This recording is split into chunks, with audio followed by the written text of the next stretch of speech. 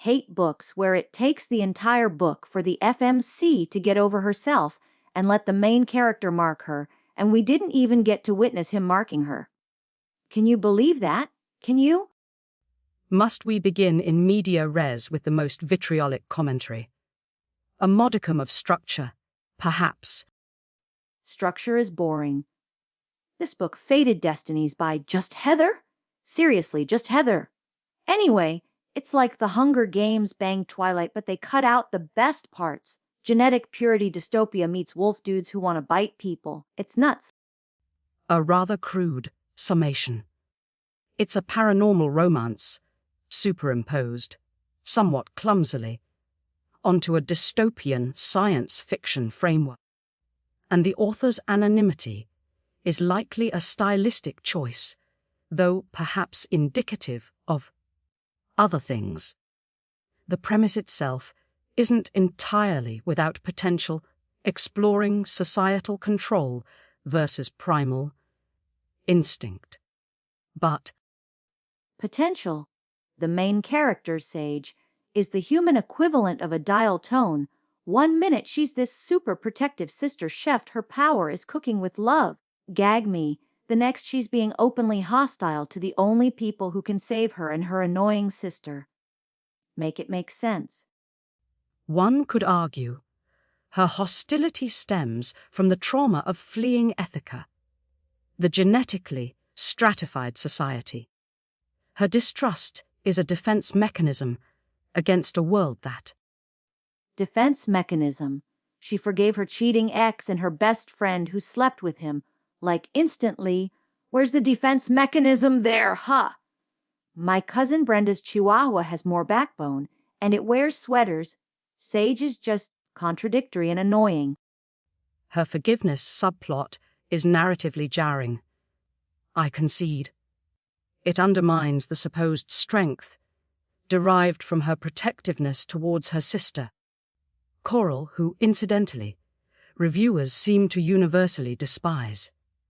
The term, annoying cow shouting moo, was used, I believe. Yes, Coral. But let's talk about Maddock, Mr. Growly Wolf guy, fated mates. Seriously, he meets Sage and instantly decides she's his forever property. It's less romantic, more restraining order chick. The fated mates.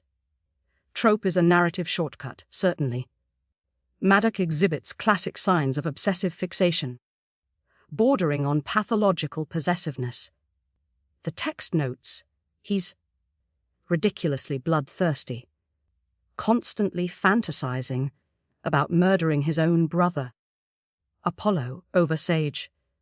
Healthy relationship dynamics are absent. Right? And is he alpha or beta? Reviews can't decide. Some say growling alpha male, others say fairly beta MMC, bland toast. Which is it? Heather, is he gonna rip someone's throat out or offer them a cup of tea? The inconsistency likely reflects underdeveloped characterization rather than deliberate nuance, trying to be all things to all readers. Perhaps, much like the book itself. Which brings us to the salient question beyond. The sheer audacity of its narrative choices. Is Fated Destinies actually any good? Good? People are furious. The reviews are a war zone. Some say a 1.5 spice, others 3.5 panty, melting scenes. Did they read different books?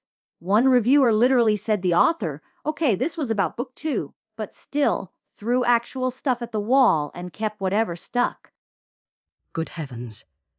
That's visceral and speaks volumes about the perceived coherence, or lack thereof.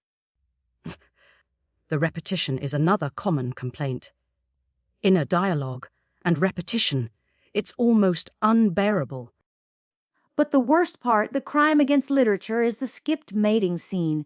They build it up the entire book. Bite her, mark her, destiny, soulmates, and then, poof, off page. It's like watching a cooking show where they skip the part where they actually eat the food. It's literary blue balls. While I find your analogy typically crude, The omission is perplexing. One might argue it's a deliberate choice to subvert expectations or build tension for the sequel. But frankly, given the other criticisms, it feels more like narrative cowardice or perhaps poor pacing. It denies the reader the expected catharsis. Expected catharsis. It's the whole point. It's like you saying Ahab skipping the actual whale fight in Moby Dick was just subtext. Sometimes the whale is just a whale, and sometimes the biting is just the biting we paid for. Please, do not bring the whale into this. It's entirely different. Melville's allegorical intentions are. Whatever. If Sage were a sandwich, what kind would she be? What? That's utterly irrelevant.